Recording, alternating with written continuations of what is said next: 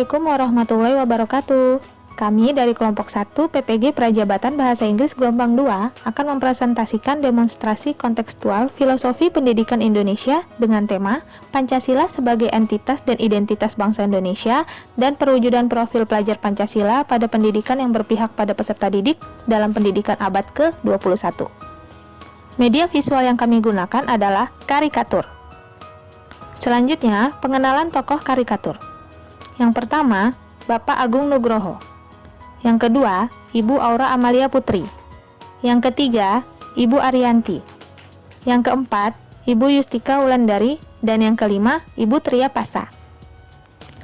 Pada karikatur ini terlihat semboyan Bhinneka Tunggal Ika yang berarti walaupun berbeda-beda, pada hakikatnya bangsa Indonesia tetap ada dalam satu kesatuan. Perbedaan ini dalam arti keragaman agama, budaya, bahasa, ras, suku, dan tradisi merupakan kekayaan masyarakat Indonesia. Hal ini dapat membentuk identitas bangsa Indonesia karena kaya akan dengan nilai-nilai religius dan nilai-nilai kebinekaan dalam kehidupan bermasyarakat yang tertuang dalam 5 sila atau Pancasila sebagai dasar negara Indonesia. Pancasila merupakan intisari yang merangkum nilai-nilai, jiwa, dan semangat yang dihidupi oleh orang-orang Indonesia yang selalu menjunjung tinggi nilai gotong royong. Pancasila sebagai entitas bangsa Indonesia memiliki arti bahwa Pancasila merupakan satu kesatuan yang unik dan berdiri sendiri serta memegang kendali yang penting untuk bangsa Indonesia. Pancasila tidak hanya sekedar ideologi saja, tetapi itu juga menjadi identitas nasional dan karakteristik khas bangsa Indonesia yang membedakan dengan negara-negara lainnya. Pancasila sebagai entitas dan identitas bangsa Indonesia dalam kebinekaan dari setiap latar belakang agama, sosial budaya, tradisi, dan ekonomi memiliki peranan penting dalam lingkungan pendidikan di sekolah, terutama pada abad ke-21 saat ini. Pendidikan merupakan aspek penting dalam membentuk karakter dan identitas bangsa, sehingga nilai-nilai Pancasila harus menjadi bagian dari kurikulum pendidikan di Indonesia. Nilai-nilai yang tertuang pada dasar Pancasila menjadi landasan untuk melestarikan kemajemukan budaya, agama, ras, suku, dan tradisi di tengah tantangan pendidikan Indonesia di abad 21 ini. Penggunaan teknologi dan media digital dapat menjadi sarana untuk menyebarkan nilai-nilai Pancasila kepada siswa di era digital saat ini. Penggunaan media sosial dapat dimanfaatkan juga untuk menyebarkan informasi mengenai nilai-nilai Pancasila dan memberikan pemahaman yang lebih luas mengenai keberagaman dan persatuan bangsa Indonesia. Penting juga bagi para pendidik dan guru untuk menjadi contoh dan teladan dalam menerapkan nilai-nilai Pancasila dalam kehidupan sehari-hari, sehingga diharapkan siswa Indonesia dapat tumbuh menjadi generasi yang berkarakter, berintegritas, dan mencintai tanah air. Implementasi P3 sebagai solusi tantangan pendidikan Indonesia di abad ke-21. Profil pelajar Pancasila mencakup sikap, pengetahuan, dan keterampilan yang dibutuhkan oleh pelajar untuk menjadi warga negara yang baik dan berdaya saing di abad ke-21. Implementasi profil pelajar Pancasila sebagai solusi tantangan pendidikan Indonesia di abad ke-21 dapat dilakukan melalui beberapa langkah sebagai berikut. Poin pertama adalah penanaman nilai-nilai Pancasila. Peserta didik perlu diajarkan nilai-nilai Pancasila seperti gotong royong, kejujuran, keadilan, kebersamaan, dan demokrasi. Nilai-nilai ini harus ditanamkan secara konsisten di sekolah dan di rumah serta dalam kehidupan sehari-hari peserta didik. Poin yang kedua, pengembangan karakter dan keterampilan. Selain nilai-nilai Pancasila, peserta didik juga perlu dikembangkan karakter dan keterampilan seperti kreativitas, inovasi, kolaborasi, kritis, dan mandiri. Hal ini dapat dilakukan melalui pembelajaran yang terfokus pada pengembangan karakter dan keterampilan. Dalam hal ini, implementasi kurikulum merdeka sangat diperlukan, serta pembiasaan pengaplikasian nilai-nilai Pancasila dalam kehidupan sehari-hari. Poin yang ketiga, penerapan teknologi dalam pembelajaran. Teknologi dapat digunakan untuk meningkatkan efektivitas dan efisiensi pembelajaran, serta memperluas akses ke pendidikan. Pelajar perlu diajarkan bagaimana memanfaatkan teknologi dengan bijak dan bertanggung jawab, serta diberikan kesempatan untuk mengembangkan keterampilan digital. Poin yang keempat, peningkatan kualitas guru dan tenaga pendidik. Peningkatan kualitas guru dan tenaga pendidik sangatlah penting untuk meningkatkan kualitas pendidikan di Indonesia. Guru dan tenaga pendidik perlu memiliki kompetensi yang memadai, baik dalam hal pengetahuan, keterampilan, maupun sikap. Mereka juga perlu diberikan keterampilan dan kesempatan untuk mengembangkan diri dan meningkatkan kompetensi secara berkelanjutan. Oleh karenanya, pemerintah memberikan fasilitas PPG atau program pendidikan profesi guru, baik dalam jabatan maupun prajabatan, guna meningkatkan kompetensi guru dan tenaga pendidik. Poin yang kelima, kolaborasi dengan berbagai pihak. Solusi tantangan pendidikan di abad ke-21 tidak bisa dicapai hanya dengan upaya dari pihak sekolah maupun pemerintah. Caranya diperlukan kolaborasi yang sangat erat dan penting dengan berbagai pihak seperti keluarga, komunitas, serta lingkungan setempat. Dengan mengimplementasikan kelima poin tersebut, profil pelajar Pancasila melalui langkah-langkah yang telah disebutkan diharapkan peserta didik Indonesia dapat menjadi generasi yang memiliki nilai-nilai Pancasila, karakter, dan keterampilan yang kuat serta mampu bersaing di era digital dan globalisasi. Nama saya Tria Pasa. Di sini saya akan menjelaskan tantangan pendidikan dan pembelajaran abad ke-21. Adapun tantangan pendidikan dan pembelajaran abad ke-21 yang harus dimiliki oleh peserta didik diantaranya: 1. Kecakapan berpikir kritis dan memecahkan masalah. Seorang peserta didik harus mampu berpikir kritis, bersifat mandiri, berdisiplin diri, dan memperbaiki proses berpikir sendiri. Berpikir kritis berarti mampu menuangkan pemikiran dan alasan sesuai situasi, mampu mengambil keputusan dan membuat solusi untuk menyelesaikan masalah. Kedua, kecakapan berkomunikasi. Seorang peserta didik harus memiliki kecakapan berkomunikasi yang baik. Komunikasi merupakan proses penyampaian informasi, gagasan, emosi dengan menggunakan simbol-simbol, kata-kata, gambar, dan lainnya sehingga membantu membangkitkan respon penerima. Dalam berkomunikasi, peserta didik harus memiliki bahasa yang mudah dipahami, menghargai pendapat orang lain, dan menjelaskan dengan pikiran yang logis. 3. Kreativitas inovasi. Seorang peserta didik harus memiliki kreativitas inovasi, di mana berpikir yang produktif, memiliki daya cipta berpikir yang terbuka dan responsif. Berpikir secara kreatif berarti mampu mengemukakan ide-ide kreatif yang konseptual dan praktikal. Jika mengalami kegagalan, bangkit lagi dan menjadikan sebagai pembelajaran serta mampu beradaptasi dalam situasi baru dan memberikan kontribusi positif di lingkungan sekitar. 4. Kolaborasi. Peserta didik harus bisa berkolaborasi. Kolaborasi dalam proses pembelajaran adalah suatu bentuk kerjasama dengan satu sama lain, saling membantu dan melengkapi dalam melaksanakan tugas-tugas tertentu agar diperoleh suatu tujuan yang telah ditentukan.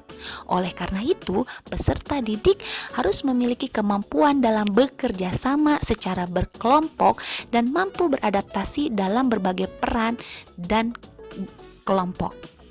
Jadi, dapat disimpulkan pembelajaran abad ke-21 harus mampu memanfaatkan teknologi untuk mencapai tujuan pembelajaran. Selanjutnya, tantangan pendidikan dan pembelajaran abad ke-21 bagi guru Indonesia. Di antaranya, guru memiliki kompetensi profesional. Kompetensi profesional meliputi kompetensi guru dalam menguasai substansi bidang studi tertentu, metodologi keilmuannya, dan struktur materi kurikulum bidang studi. Selanjutnya, guru dapat menguasai dan memanfaatkan teknologi, informasi, dan komunikasi dalam pembelajaran. 2. Guru memiliki kompetensi pedagogik, di mana guru harus dapat memahami karakteristik peserta didik, latar belakang keluarga peserta didik, gaya belajar dan kesulitan belajar peserta didik.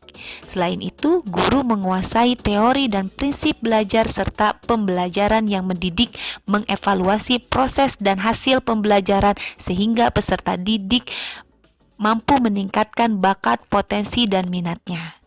3. Guru memiliki kompetensi kepribadian, yaitu guru memiliki pribadi yang berakhlak mulia karena sebagai teladan bagi peserta didik. Selain itu, guru pun memiliki pribadi stabil, dewasa, berwibawa, etika, berpenampilan rapi, dan bertutur bahasa yang baik.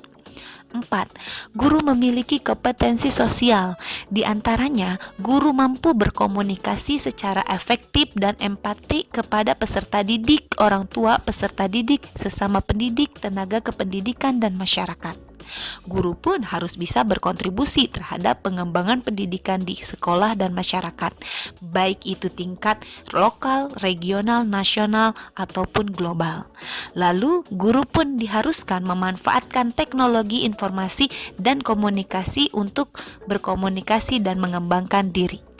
Oleh karena itu, pembelajaran di abad ke-21 menuntut siswa untuk menguasai keterampilan pengetahuan dan kemampuan, tetapi dibutuhkan peningkatan kompetensi dan kreativitas seorang guru.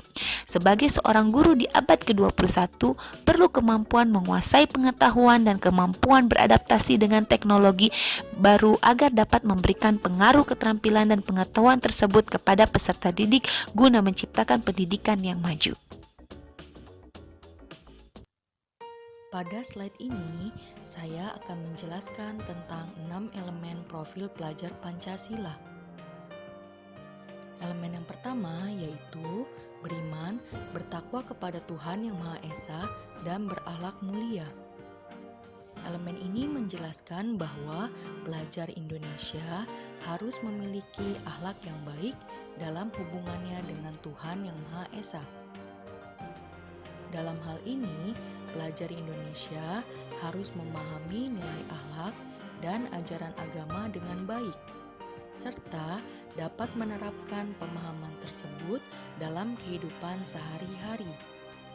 Ada 5 elemen kunci terkait beriman, bertakwa kepada Tuhan Yang Maha Esa, dan berakhlak mulia, yaitu antara lain akhlak beragama, akhlak pribadi, akhlak kepada manusia, akhlak kepada alam, dan akhlak bernegara.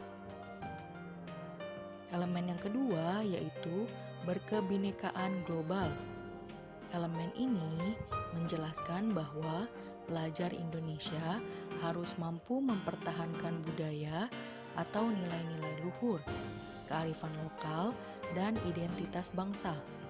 Namun, di sisi lain, tetap harus bisa memiliki wawasan dan keterampilan global, serta mampu berpikiran secara terbuka untuk dapat berinteraksi dengan budaya lain, sehingga diharapkan dapat menumbuhkan rasa saling menghargai. Poin kunci dari elemen berkebinekaan global meliputi mengenal dan menghargai budaya lain, kemampuan komunikasi interkultural dalam berinteraksi, serta refleksi dan tanggung jawab terhadap pengalaman kebinekaan. Elemen yang ketiga yaitu bergotong royong. Elemen ini menjelaskan bahwa pelajar Indonesia harus memiliki kemampuan bergotong royong atau budaya berkolaborasi, serta harus memiliki sikap kepedulian. Maksud dari hal tersebut yaitu pelajar Indonesia harus memiliki kemampuan untuk dapat melakukan dan menyelesaikan suatu kegiatan atau pekerjaan secara bersama-sama dengan sukarela agar kegiatan yang dikerjakan dapat berjalan dengan lancar, mudah, dan ringan. Poin-poin penting dari elemen gotong royong adalah kolaborasi, kepedulian, dan berbagi. Elemen yang keempat yaitu mandiri. Elemen ini menjelaskan bahwa pelajar Indonesia harus mampu menjadi pelajar mandiri, yaitu pelajar yang bertanggung jawab terhadap proses pembelajaran yang dijalaninya, sadar atas kemampuan diri sendiri, dapat mengendalikan emosi, serta mampu mengatur pikiran dan perasaan untuk mencapai suatu tujuan. Poin kunci dari elemen mandiri terdiri dari kesadaran akan diri dan situasi yang dihadapi serta regulasi diri. Elemen yang kelima yaitu bernalar kritis. Elemen ini menjelaskan bahwa pelajar Indonesia harus mampu memiliki kemampuan untuk memproses informasi, membangun keterkaitan antara berbagai informasi, menganalisis informasi, mengevaluasi dan menyimpulkan informasi secara objektif. Poin-poin dari elemen bernalar kritis adalah memperoleh dan memproses informasi dan gagasan, menganalisis dan mengevaluasi penalaran, merefleksi pemikiran dan proses berpikir, serta mengambil keputusan dengan baik dan secara objektif. Elemen yang keenam yaitu kreatif. Elemen ini menjelaskan bahwa pelajar Indonesia harus mampu memodifikasi dan menghasilkan sesuatu yang orisinal, bermakna, bermanfaat, dan memiliki dampak positif. Poin-poin kunci dari elemen kreatif terdiri dari menghasilkan gagasan yang orisinal serta menghasilkan karya dan tindakan yang orisinal. Salah satu contoh perwujudan profil pelajar Pancasila di SMP Negeri 58 Jakarta adalah dengan melaksanakan selebrasi kebudayaan dengan tema Menjadi Pelestari Budaya Lokal Nusantara. Tujuan diadakannya proyek profil pelajar Pancasila di SMP Negeri 58 Jakarta adalah untuk mengembangkan karakter peserta didik yang berlandaskan budaya Nusantara. Kemudian, di dalam proyek profil pelajar Pancasila di SMP Negeri 58 Jakarta, peserta didik menampilkan kebudayaan dari berbagai pulau, seperti Pulau Bali, Pulau Jawa, Pulau Sulawesi, Pulau Papua, Pulau Sumatera, serta Pulau Kalimantan. Peserta didik juga menampilkan beberapa performance seperti menyanyikan lagu daerahnya, menarikan tarian daerahnya, bersamaan dengan dibacakannya asal-usul serta makna dari tarian tersebut. Peserta didik juga di dalam proyek profil pelajar Pancasila ini menggunakan bahasa dari masing-masing daerah dalam pulau tersebut. Nah, jadi begitulah kira-kira gambaran dari proyek profil pelajar Pancasila yang diselenggarakan oleh SMP Negeri 58 Jakarta sebagai upaya pengembangan karakter peserta didik yang berlandaskan kebudayaan Nusantara. Menurut kalian, apakah acara tersebut seru? Pastinya acara tersebut seru sekali, tetapi tidak hanya seru, proyek tersebut juga bisa bermanfaat untuk seluruh peserta didik di SMP Negeri 58 Jakarta. Sekian dari kami, semoga video ini dapat bermanfaat untuk siapapun yang menontonnya. Terima kasih.